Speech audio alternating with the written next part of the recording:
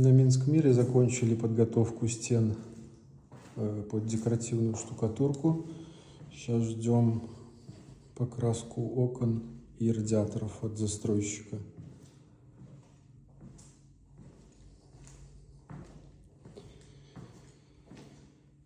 Убрали перегородку на лоджии и установили пожаробезопасное стекло.